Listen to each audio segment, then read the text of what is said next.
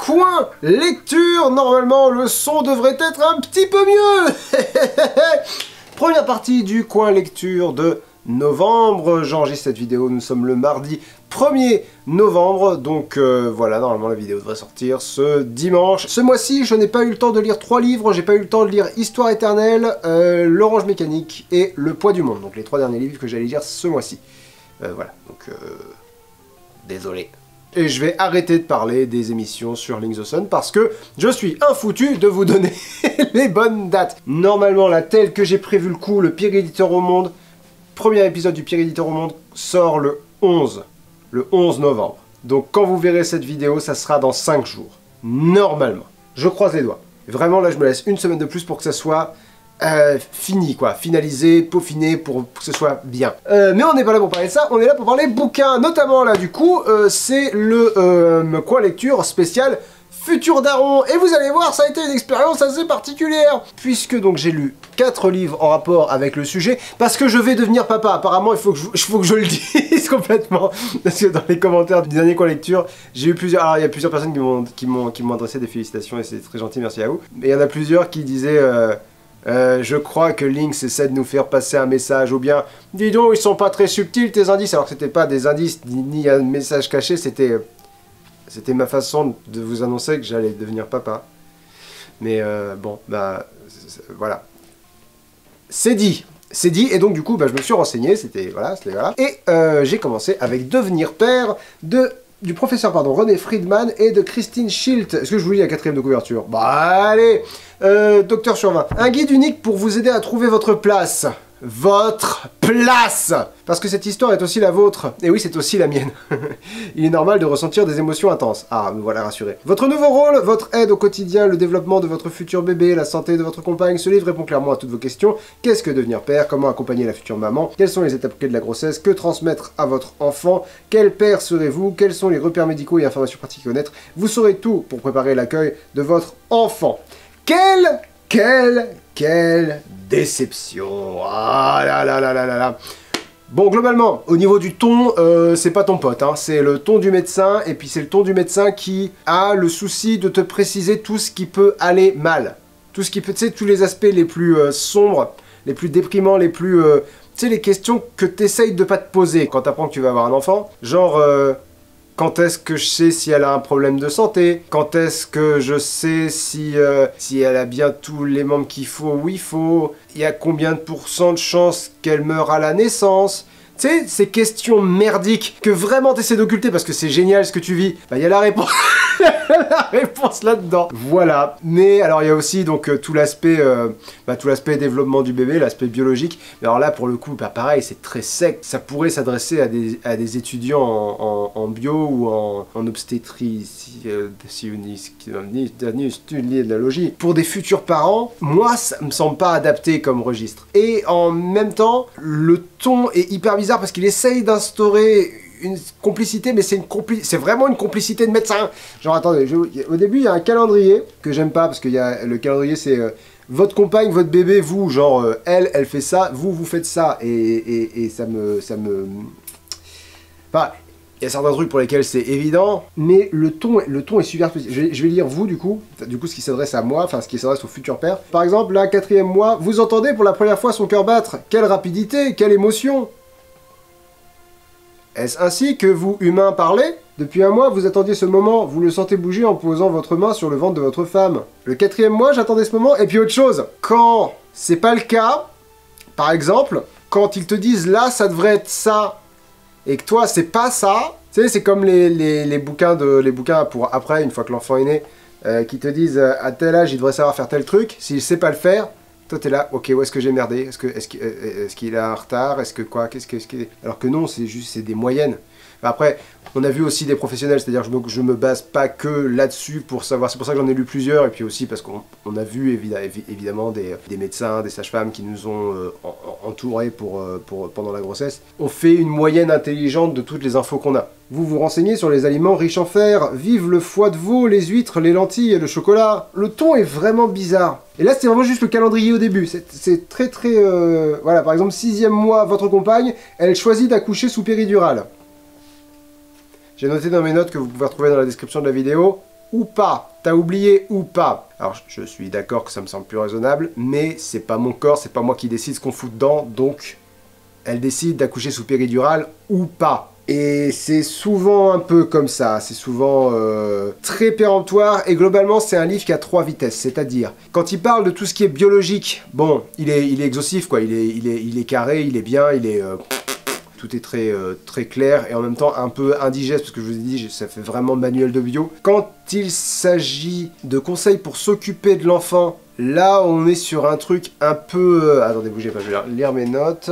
Ouais voilà, l'aspect donc biologique qui est très bien, l'aspect s'occuper du bébé qui, moi je lui ferai pas confiance. J'ai lu plusieurs bouquins et celui-là me donne pas envie de lui faire confiance du tout sur plusieurs choses. L'auteur de ce livre, enfin le professeur René Friedman, est-ce que c'est précisé là ? C'est écrit, c'est l'un des plus grands spécialistes de la grossesse et de la procréation médicalement assistée.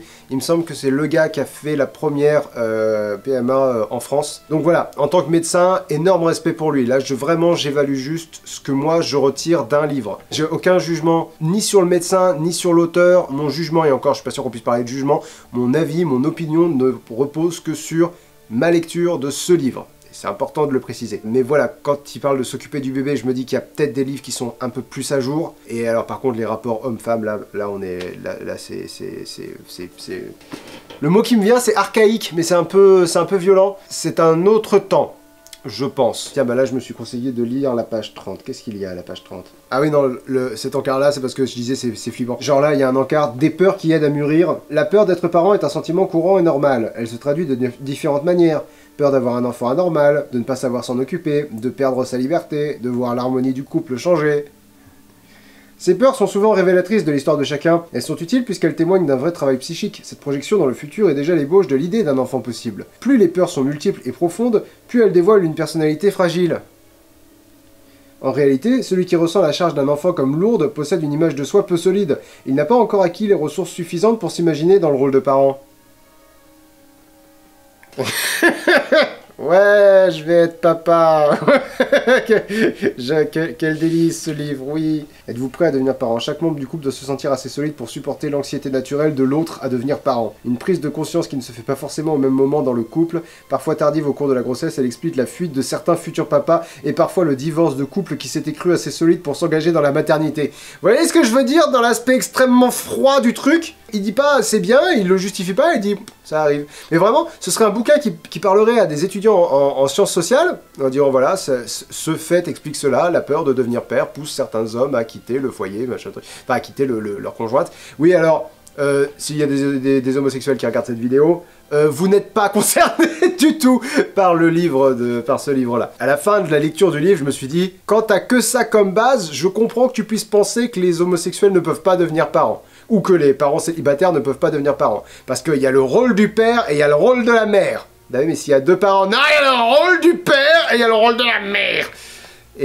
Alors je pense pas que ce soit l'opinion de René Friedman, je vous avoue que je me suis pas spécialement renseigné sur ses opinions, mais alors le bouquin, il est hétérocentré à balle. Mais vraiment, il y a le père et il y a la mère, et les deux sont très importants. C'est pas mon opinion, évidemment, tu peux être gay et avoir des enfants, tu peux être célibataire et avoir des enfants, enfin, ça c'est des trucs sur lesquels j'ai pas spécialement envie d'insister, parce que c'est pas le sujet. Qu'est-ce que j'ai dit d'autre? Attendez, parce que j'ai toujours mes notes de lecture, j'ai surligné des trucs importants. Ah oui, ça m'a fait rigoler. Vous voyez les quiz à la con qu'on trouve dans dans certains magazines, genre les magazines jeunesse, ou genre si t'as une majorité de triangles, lis le truc, ça te correspond? Bah oui, trou du cul, t'as répondu à des questions qui répondent oui, bien sûr que oui, ça te correspond. Et alors ça m'a fait rire parce qu'il y a des trucs comme ça, mais même ça il sait pas le faire. Enfin même ça il sait pas le faire.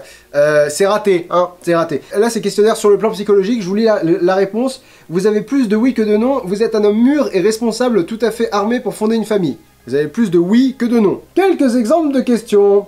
Les obligations et les responsabilités vis-à-vis des autres vous paniquent-elles? Oui. Félicitations, vous êtes mûrs pour avoir des enfants. Faire carrière, est-ce ou non votre préoccupation essentielle dans la vie? Oui. Félicitations, vous allez être un super papa. Avez-vous peur de la part féminine qui existe en vous comme dans tout homme? Oui. il pose des questions ou si la réponse est oui. Enfin, les questions sont mal posées. Oh là là là là, non mais globalement ça a été, voilà, c'est... Alors on m'a fait la réflexion, quand j'ai dit que j'allais les lire, on m'a fait la réflexion que c'était moins des livres destinés à être lus que des livres destinés à être offerts, genre la maman offre ça à son conjoint pour lui dire voilà tu vas devenir papa. On va y revenir mais j'en aurai d'autres à conseiller, celui-là, je veux dire... Il est peut-être pas destiné à être lu, mais au bout d'un moment, il y a des pages dedans, et ces pages ont des mots dedans, et les mots, si tu les mets bout à bout, ça fait des phrases, et puis ça fait un livre, et du coup tu peux le lire. Et c'est le cas de plein d'autres livres. Donc, peut-être privilégier un autre. Qu'est-ce que j'ai d'autre? Oui! Alors, ça, j'ai noté dans mes notes...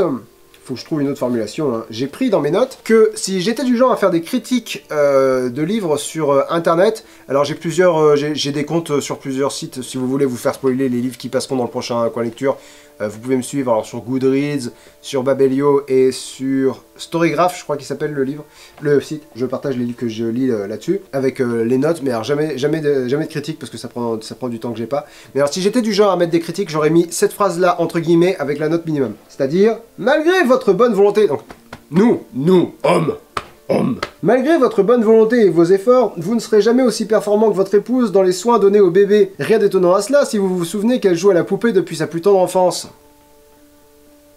Non. Je me sens insulté, puis je me sens insulté pour elle aussi. Je vois même pas par où commencer, on peut commencer par va te faire foutre et puis ensuite par t'attendre. Malgré votre bonne volonté et vos efforts, c'est-à-dire, mais n'essayez pas, vous ne serez pas aussi performant. Elles sont faites pour ça. C'est très vieux. C'est très vieux et c'est des idéologies qui doivent mourir. Mais c'est un livre qui a été qui a été publié en 2005, donc il y a déjà 17 ans, par un monsieur qui avait déjà 60 ans à l'époque. D'ailleurs, à plusieurs moments, il montre son âge. Et à un moment, il dit, vous pouvez, pour vous occuper, vous pouvez amener des DVD, des cassettes. Il dit, si j'amène des cassettes, je vais me faire chier. Hein. Et qu'est-ce qu'il y a d'autre? Ah oui, la ceinture de sécurité est obligatoire pour la future maman. Enfin voilà, il y a des moments où, bon, tu sens que c'est un vieux bouquin. C'est un vieux bouquin qui a de vieilles idées, et ces vieilles idées feraient peut-être aussi bien de rester dans le passé. J'en ai pas tiré grand-chose, je vais pas vous mentir, j'en ai pas tiré grand-chose. Ensuite, je me suis penché sur quelque chose qui ressemblerait un petit peu plus à ma situation, avec Papa 2.0 de Raphaël Carlier, donc le Carlito de McFly et Carlito. Enveloppe sur 20 et journal intime d'un père normal, entre parenthèses, ou presque. Lorsque j'ai appris que j'allais devenir père, je me suis procuré des guides pour me préparer, et je suis tombé sur des phrases comme « Oubliez les soirées entre amis, il va falloir trimer » ou encore « Concession, sacrifice, fatigue, êtes-vous vraiment prêt ?» J'étais abasourdi par tant de clichés et la pratique m'a confirmé qu'on entend trop de bêtises à propos de la paternité, j'ai donc décidé de livrer mon expérience pour raconter ce qui se passe vraiment au quotidien. Dans ce livre, Raphaël Carlier décrit comment la paternité a changé sa vie sous la forme d'un journal de bord et à travers des anecdotes à la fois drôles et touchantes. Papa 2.0 va rassurer tous ceux qui ont peur de mal faire. Il pousse les futurs parents à dépasser leurs inquiétudes et leurs préjugés pour profiter pleinement d'un des moments les plus importants de leur vie. Raphaël Carlier, entre parenthèses Carlito, mesure 1m91, pèse 88 kg pour ne pas dire 90. Et moi aussi, je mesure pas 1m91. Et a les cheveux courts, certains parlent abusivement d'une calvitie naissante. Ta gueule! Il forme avec McFly l'un des duos les plus populaires de YouTube. Ouais, donc... Déjà, j'aurais commencé par dire, je regarde pas les vidéos de McFly et Carlito, donc c'est pas quelqu'un avec qui j'ai une attache émotionnelle à ce niveau-là.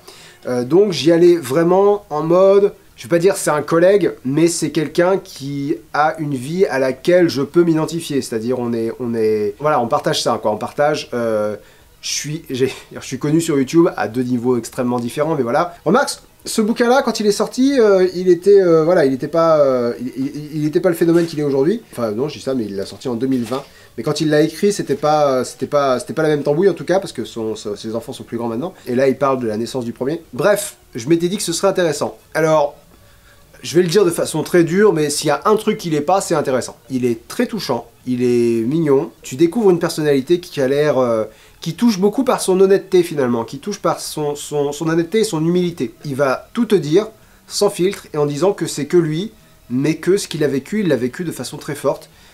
Et voilà, et ça c'est vachement bien. Le problème, non c'est pas un problème, alors le problème entre gros guillemets en tant que lecteur, c'est que bah, il nous décrit des choses auxquelles on s'attend et qu'on a entendu, quoi. C'est-à-dire, quand ma femme est tombée enceinte, j'étais heureux, j'ai vu son ventre grossir et j'ai trouvé ça magnifique. Quand mon bébé est né, c'était absolument magnifique aussi. Et tu te dis, ouais, mais si tu... Enfin, je veux dire... Je pense que, voilà, quand tu connais Carlito, les vidéos de McFly et Carlito, tu dois te dire... c'est vraiment trop mignon, c'est trop cool pour lui. Mais quand tu le connais pas, t'as quelqu'un que tu connais pas qui te dit avoir un enfant c'était génial, chouette. Mais voilà, mais t'en sors pas grand chose, quoi. Ni en tant que futur papa, ni en tant que lecteur, ni en tant que com, quoi. Je peux pas dire que c'est mauvais. Parce que c'est pas mauvais. Alors, il y a pas de style, il y a pas de recherche sur le style, quoi. C'est écrit comme c'est parlé, c'est rigolo, c'est une petite vanne à droite à gauche, voilà, c'est ce genre d'écriture, ce qui fonctionne très bien, parce que, comme je vous ai dit, humilité et honnêteté. Donc, je parle comme ça, et si ça vous va pas, vous devriez pas le lire, point. Voilà, c'est comme ça vient. Par contre, il y a plusieurs moments où tu devines un truc qui pourrait aller plus loin. Et ces trucs-là, il les esquive, et c'est super bizarre. Parce que si ça avait été tout le bouquin comme ça, genre tout a été parfait, tout a été génial, ma femme est fantastique, c'est la personne avec laquelle je m'entends le mieux au monde, si tout allait très très bien, tu te dirais bon, bah voilà. Mais à certains moments, il parle de trucs extrêmement durs et pas faciles à avouer, et la seule raison pour laquelle je me sens libre d'évoquer ça, c'est parce que c'est dans son bouquin, donc c'est public. Genre la première fois que sa femme est tombée enceinte, elle a fait une fausse couche.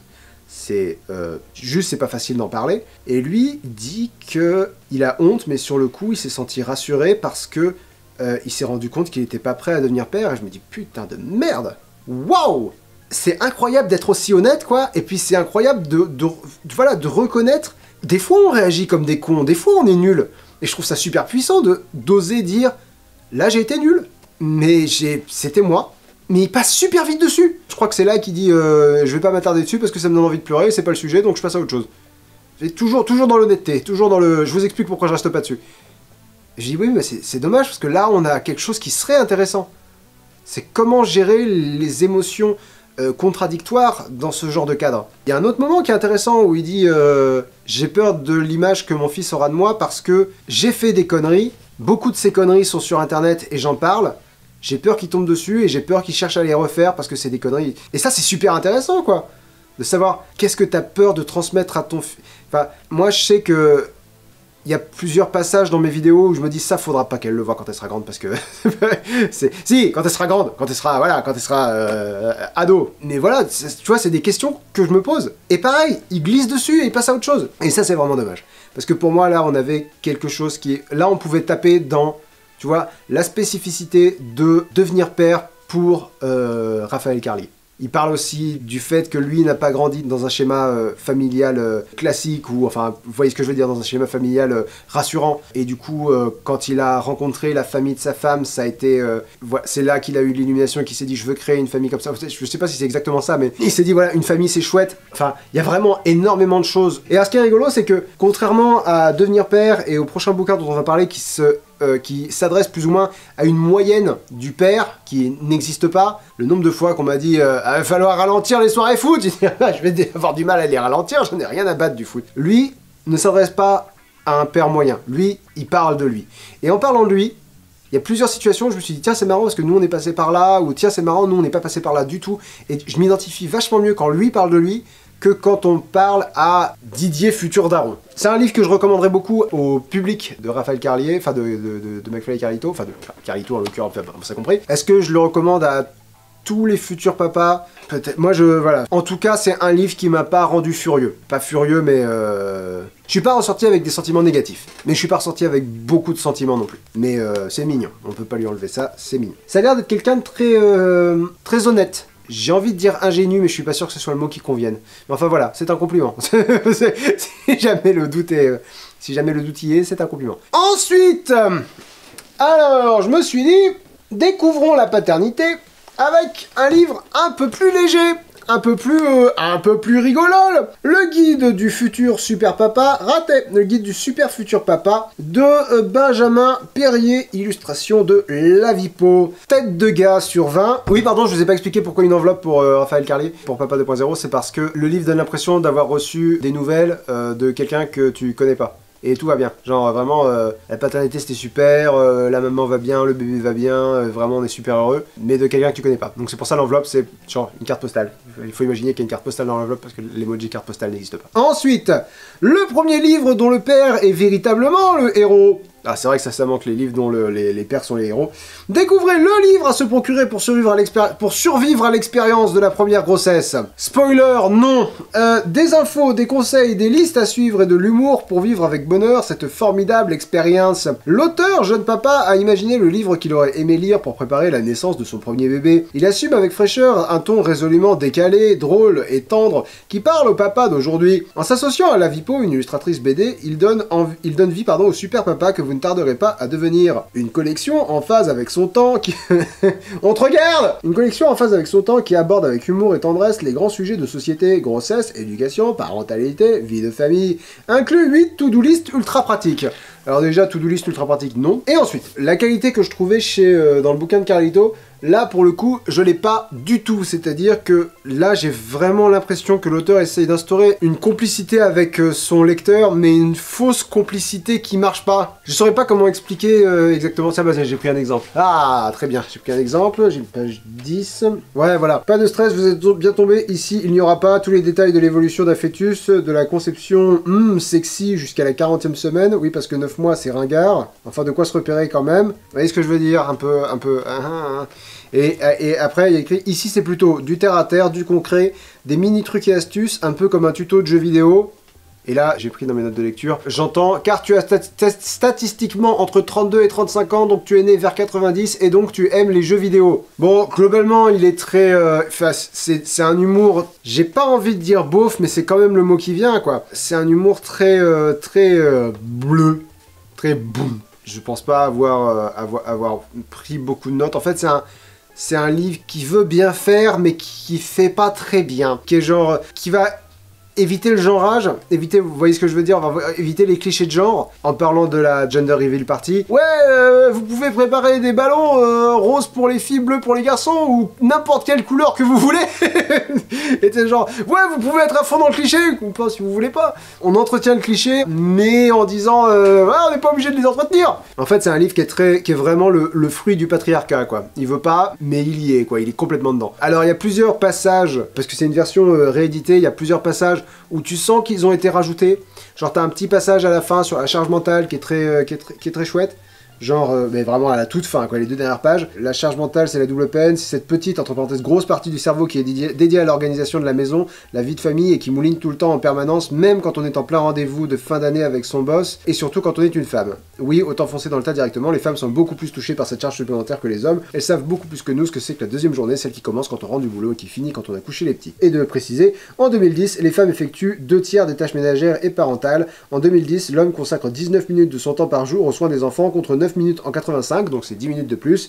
Dans le même temps, la femme, elle, reste stable autour de 55 minutes par jour. Donc c'est mieux, on n'y est pas encore. Mais bon, ça va dans le bon sens. Toujours est-il, tu vois, c'est bien qu'il le précise. Pareil, il y a plusieurs passages sur les réseaux sociaux. Là, je sens que ça a été un ajout à contre-cœur. C'est-à-dire qu'il y a plusieurs moments où il parle des réseaux sociaux, mais il en parle avec avec un mépris qui est un mépris déguisé, quoi. Genre, si vous voulez l'annoncer sur les réseaux sociaux, vous pouvez... Ouais. Tu devines, j'avais pas envie de parler de réseaux sociaux, mais bon, vu qu'on s'adresse au papa d'aujourd'hui, il faut sans doute évoquer ça. Ah oui, page 105, j'ai noté... Alors, quand je parlais des to-do list pratiques que je trouvais pas super pratiques, il y a une to-do list qui m'a un peu surpris, c'est « Votre femme est enceinte? Profitez-en pour faire chier le monde !» 10 trucs à faire. Genre, tester des canapés et des matelas chez Ikea, moi j'appelle ça une sieste, qui osera vous demander de bouger? Je vois pas le plaisir là-dedans.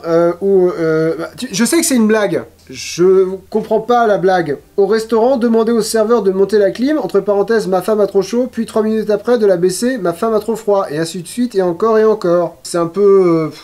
La raison pour laquelle j'ai mis la tête de gars sur 20, c'est parce que c'est vraiment l'impression que le mec parle de lui, quoi, parle de son expérience de la grossesse et point, quoi.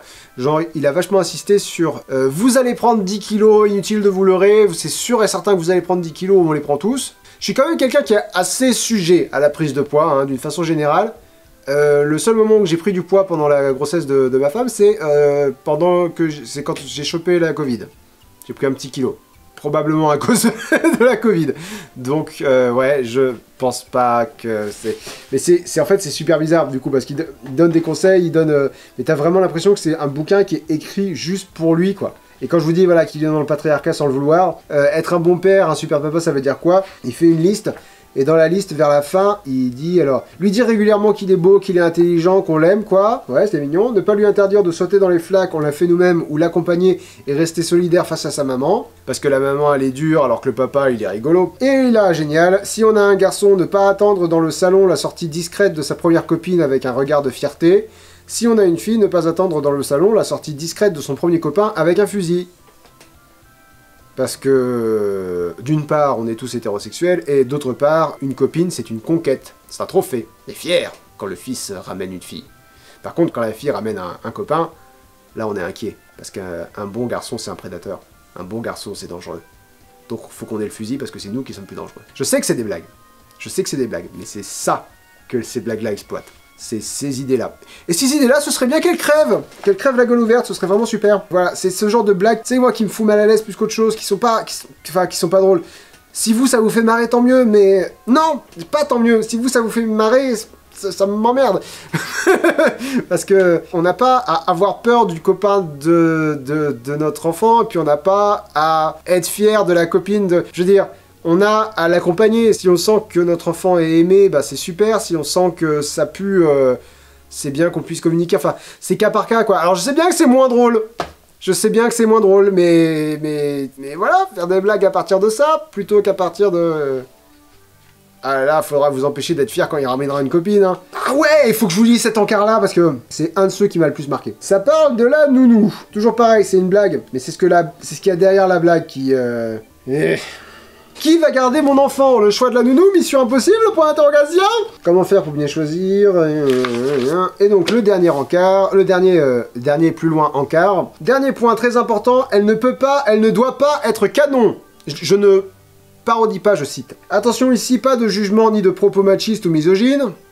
Je suis pas raciste, mais... Pas de jugement ni de propos machistes ou misogynes, mais si elle est à votre goût, entre parenthèses, et qu'en plus ça se voit... Vous risquez au mieux des mini-crises de jalousie de manière très, entre parenthèses, trop régulière, ce serait dommage quand même, et tellement prévisible. 1. L'aspect de la nounou, ça regarde la nounou, point. T'as pas à être dans un rapport de séduction avec la nounou. 2. Si la nounou te plaît, t'es capable de garder ta bite dans ton slip, c'est quand même pas très compliqué. Et t'es capable de pas baver devant... Enfin, merde. 3. Toutes les femmes sont pas obligées de faire des crises de jalousie. 4. Les faveurs de l'homme ne sont pas une récompense. Elles ne sont pas en compétition pour te plaire, et elles n'ont pas à le penser. Voilà. Et en même temps, je me suis dit en les lisant, pourquoi ça me surprend d'avoir des énormes clichés sexistes dans ces bouquins-là? C'est littéralement le guide du papa. Et en fait, j'ai compris, après avoir lu les quatre livres que j'ai lus, et je vais en lire d'autres parce que j'ai été très déçu par ces livres-là, à la fin de cette lecture, je me suis dit, mais attends, t'es complètement con, pourquoi t'as pas lu des guides pour parents? Des guides qui s'adressent aux deux parents.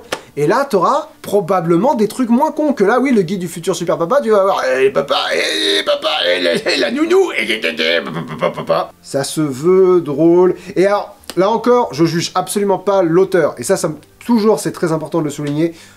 Et puis, je l'ai déjà dit, donc je vais le répéter pour que ce soit vraiment clair. L'auteur fait vraiment au mieux. Il y a un chapitre sur la charge mentale. Il le dit, les ballons roses et les ballons bleus, c'est pas obligé, ça peut être la couleur que vous voulez. Et il y a plusieurs passages comme ça où il essaie de bien faire, et ça, c'est le plus important. Le truc, moi, c'est surtout vraiment tout le sous-texte qui est patriarcal à crever, quoi, qui est patriarcal qui n'en peut plus. Et moi, ça me fait pas rire, ça aurait plus tendance à me faire peur. Et voilà, et surtout, donc en fin de compte, c'est surtout... le gars, c'est surtout sa vie à lui, quoi. C'est surtout son expérience de la grossesse. Et moi, j'en ai vraiment pas tiré grand-chose. Et ça m'a pas vraiment fait rire. Donc, je le conseillerais pas. Je le conseillerais pas, ni à des futurs papas, ni... Sauf si ce genre d'humour vous amuse. Hein, je peux vous lire des passages si vous voulez, si vous voyez si cet humour vous amuse. Remarque, je vous ai déjà lu un certain nombre de passages, mais des passages qui sont, voilà. Genre, une to-do list, là. À qui l'annoncer en premier? Maman, belle-maman, papa, entre parenthèses, si pas prévenu par maman, beau-papa, entre parenthèses, si toujours fâché avec belle-maman, grands-parents, entre parenthèses, dans l'ordre que vous voulez tant qu'ils ont l'impression d'être les premiers, meilleur ami de la future maman, prévoir Kleenex pour les larmes de joie, meilleur ami du futur papa, prévoir bière et cigares. J'aime pas la bière, ça a été très difficile aussi là-dessus. Les amis, enfin la suite du truc. Les amis, en groupe, tous ensemble, comme ça, pas de jaloux. Sa communauté Insta, Facebook, Twitter et autres. Là, je me dis, ouais, ok, ça a été rajouté après. Les ex, ils, elles, sont sans doute déjà en train de pleurer. Si ça vous amuse, bah voilà, c'est le genre de truc qu'on peut trouver dans ce livre-là. Moi, c'est pas mon kiff, hein. Je vous cache pas que c'est pas ma tasse de thé. Et enfin, le dernier livre que j'ai lu sur devenir père, j'ai dit que vous auriez peut-être pas mon retour, mais vous avez été plusieurs à me le demander explicitement. Donc, Tu seras un homme féministe, mon fils d'Aurélia Blanc, manuel d'éducation antisexiste pour des garçons libres et heureux. Depuis plusieurs décennies, nous réfléchissons au sens de la féminité, à l'éducation de nos filles que nous voulons fières et émancipées. Nous luttons à l'école, dans la rue, auprès de nos familles pour tordre le cou aux clichés et leur offrir des chances égales à celles des garçons. Ça m'a fait beaucoup de bien de terminer le mois là-dessus. Terminer ces 4 premières lectures là-dessus. Mais nous continuons d'élever nos fils dans le même moule patriarcal, comme si nous pouvions déconstruire le sexisme sans nous interroger sur la masculinité. S'appuyant sur des études scientifiques et sur les témoignages de professionnels de l'enfance, Aurélia Blanc, jeune mère et journaliste, décortique les stéréotypes et rassemble tous les outils pour aider les parents à élever leurs garçons de manière antisexiste. Elle décrit comment nos fils, enfermés dans de vieux carcans virils, souffrent d'une vision violente de la masculinité qui les a conduits au refoulement de leur être, de leurs sentiments, de leurs vraies envies. Adopter une éducation féministe, c'est donner à nos garçons l'opportunité de développer leur singularité et de cultiver une vraie liberté. Retrouvez tous les conseils pour se déconditionner du sexisme bienveillant entre guillemets véhiculé par notre environnement et notre éducation, démanteler les idées reçues, non les cerveaux des garçons et des filles ne sont pas câblés différemment, et non jouer à la poupée ne rend pas gay. Il y a vraiment des gens qui pensent ça, et ça c'est un peu affolant. Il y a de la pluie mais je continue, hein, je suis désolé mais si je dois attendre que la pluie cesse, je sais pas quand je tombe. Permettre à son garçon de vivre une masculinité apaisée, un homme, un vrai, ça ne pleure pas et autres injonctions viriles préconçues. L'armée face aux pressions sociétales, entre guillemets, c'est un truc de fille. Lui, apprendre le respect de soi et des autres, la question du consentement, la fabrique de la sexualité. Lunettes sur 20. Alors, nous, on n'attend pas un garçon, on attend une fille, donc forcément, ça a été un peu... Plusieurs fois, j'ai dû faire une petite gymnastique mentale de me dire « pense l'inverse ». Enfin voilà, souvent, je devais adapter ce que je disais au cas de l'éducation d'une fille. Mais en fait, j'ai eu moins souvent à faire cette gymnastique-là que de me dire « certes, j'attends un enfant, mais moi, j'ai été le fils de quelqu'un. Moi, j'ai été élevé avec certaines visions. Je pense avoir été très bien élevé par mes parents, mais mes parents m'ont élevé dans un monde foncièrement sexiste, et je le sais. Et le problème de ce genre de lecture, et c'est pour ça les lunettes sur 20, c'est parce que ça t'ouvre les yeux, ça te permet de voir, et ça te permet de voir des choses que t'as pas envie de voir, mais qu'il faut que tu vois. La situation actuelle, elle est mieux, mais elle n'est pas Jojo. Faut surtout pas s'imaginer que c'est réglé, que ça y est, le patriarcat il est mort, ou le patriarcat finalement c'est bien. En fait, il y a énormément de choses, et moi j'ai surtout le souvenir voilà, d'une lecture assez difficile finalement. Assez difficile dans le sens où ça m'a mis face à mes démons, quoi. Quand t'as pas confiance en toi, quand tu manques de confiance en toi, c'est très difficile de te demander dans quelle mesure tu fais partie du problème. Dans quelle mesure tu n'es pas conscient aussi de faire partie du problème. Et commencer à se poser ce genre de questions, c'est déjà une bonne chose. Et commencer à y répondre, c'est le plus important. Mais ce livre aborde la question avec une philosophie qui est la mienne et que je trouve beaucoup plus saine, c'est-à-dire que la cible du féminisme, ce n'est pas les hommes, c'est le patriarcat, et c'est une nuance qui est fondamentale. Les hommes ne sont pas le problème, ils doivent faire partie de la solution. Enfin, moi, c'est ma vision du féminisme en tout cas, mais je vais pas vous m'expliquer le féminisme, c'est juste que je me renseigne, et plus je me renseigne, plus je me dis, c'est l'affaire de la société dans sa globalité. Mais alors il y a un truc qui m'a fait flipper, c'est qu'au début elle dit, quand j'ai appris que j'allais avoir un fils, j'ai voulu m'enseigner sur les féministes qui ont élevé des enfants, et elle a rien trouvé. Et je me dis, depuis tout le temps que le féminisme existe, et ça date pas de Simone de Beauvoir, hein, le féminisme, ça date de... Enfin voilà, ça fait un moment quand même. Il n'y a pas vraiment eu de réflexion sur comment élever les petits garçons, c'est-à-dire que depuis le temps que le féminisme existe, personne ne s'est jamais dit mieux élever les petits garçons, c'est une partie de la réponse. Ça fait vraiment, les garçons ils sont comme ça, et on n'y peut rien, donc c'est eux le problème. Moi j'ai trouvé ça vraiment flippant, qu'elle n'ait pas trouvé d'informations sur comment élever les petits garçons avec une vision antisexiste. Alors après, peut-être qu'elle n'a pas trouvé, mais que ça existe, j'en sais rien. Il y a une autre philosophie qu'elle a que j'aime beaucoup, c'est plutôt que d'être tout le temps dans l'injonction, si vous voulez, plutôt que d'être tout le temps dans le conflit. Je vais vous le lire, ça va être plus rapide. Voilà. Personne n'aime s'entendre dire qu'il a des attitudes sexistes. De la même façon, rares sont ceux qui apprécient que l'on vienne bousculer leur pratique professionnelle, parce que là, elle parle de la nounou de son fils. Pourtant, toutes les personnes que j'ai interrogées sont unanimes face à une situation ou à des propos sexistes. Nous avons tout intérêt, à réagir. Reste à savoir comment. En la matière, pas de formule miracle, ce serait trop simple. Mais si j'en crois l'expérience de Violaine Dutro-Voussinos, une technique a fait ses preuves, celle de répondre au sexisme par la bienveillance. Pour espérer être entendu, mieux vaut s'inscrire dans une démarche positive, quand bien même on a envie de hurler, oui. Il faut se saisir de toutes les opportunités pour aborder les choses de façon ouverte, sans être dans l'injonction, conseille Violaine Dutro-Voussinos. Quand la nounou propose d'acheter des petites voitures pour le petit garçon, parce que en l'occurrence la nounou avait pas de petite voiture parce qu'elle s'occupait que de petites filles, on peut en profiter pour dire c'est formidable, comme ça les enfants auront plus de jeux. D'ailleurs n'hésitez pas à proposer à mon fils les jeux auxquels jouent les filles, comme ça tout le monde peut jouer à tout. Ça c'est le propos peut-être le plus important de ce livre-là, c'est il n'est pas question de retirer des choses à certains enfants, mais au contraire, il est question d'ajouter. Il faut pas non plus être tout le temps dans le militantisme. Si ma fille a envie de porter du rose, je vais pas lui dire non, t'es une petite fille moderne, tu portes du bleu. Bien joué, ma grande. Elle portera ce qu'elle veut. Elle peut porter du rose, elle peut porter du bleu, et elle peut porter toutes les putains d'autres couleurs aussi. Et plus important, surtout, inversement. Parce que ce que dit Aurélia Blanc dans ce livre, c'est une des conséquences du patriarcat, c'est que ce qui appartient au domaine de la masculinité est vu comme positif, et ce qui appartient au domaine de la féminité est vu comme négatif. Par exemple, une petite fille qui portera des vêtements de foot, ou un cliché masculin, on se dira « Ah, c'est bien. Ah, c'est bien, la petite, elle a pas froid aux yeux, elle se laisse pas faire, elle se laisse pas enfermer dans des cases. » Un petit garçon qui porte une jupe, d'emblée, tu vas te dire, mais il va se faire foutre de sa gueule par ses camarades d'école, ou il va se faire harceler, Et parce que jupe égale fille égale nul, égale diminuer. Et ça, pareil, ça fait partie des idées qu'il faut combattre et auxquelles il faut faire attention. Mais c'est bien, ce livre-là m'a ouvert les yeux sur certains, certains comportements que j'ai, et puis c'est pas comportements, mais certaines idées que j'ai, malgré moi, et que c'est bien de combattre, quoi. Donc rien que pour ça, c'est chouette. J'ai noté un autre passage à lire, page 114, j'ai pris dans mes notes. Je recommanderais vraiment ce livre, et notamment ce passage à tous les hommes ou garçons qui ont l'impression de ne pas être assez courageux, ou forts, ou vindicatifs, etc. Je m'adresse à vous, les gars. Statistiquement, il y a une moitié de garçons qui regardent cette vidéo, donc statistiquement, il y en a un certain nombre d'entre vous que ça concerne. La bonne nouvelle, c'est que nous pouvons en finir avec cette masculinité toxique, et pour ça, il va falloir se battre sur un terrain où elle règne en maître, celui des émotions. Parce que je vous rappelle que le patriarcat, c'est au détriment de tous, certes, surtout des filles, aussi des garçons. Celles-là même, donc les émotions que nous demandons aux garçons de réprimer depuis leur plus tendre enfance, avec des conséquences que nous connaissons. Avant toute chose, autorisons les garçons à pleurer. Cela peut sembler un détail, mais ce n'en est pas un, c'est même fondamental.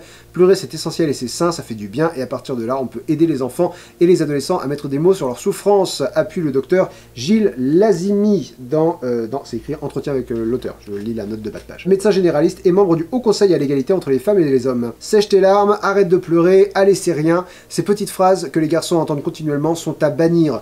Plutôt que leur interdire de pleurer, réconfortons-les. Non, ça n'en fera pas des mauviettes entre guillemets, au contraire, ça leur donnera la force sur le plan émotionnel. Poussons-les à exprimer leurs émotions. Comment? Citation, en faisant la même chose que ce que nous faisons spontanément avec les filles, c'est-à-dire en explicitant ce qu'ils ressentent par empathie, répond le psychiatre Serge Ephèse, là encore, entretien avec l'auteur. Suite de citation, tu te sens triste parce que tu t'es fâché avec ton copain, tu es en colère parce qu'on t'a grondé, tu es content parce que tu vas voir ton ami, plus on verbalise les choses et plus l'enfant se sentira autorisé à partager ce qu'il ressent.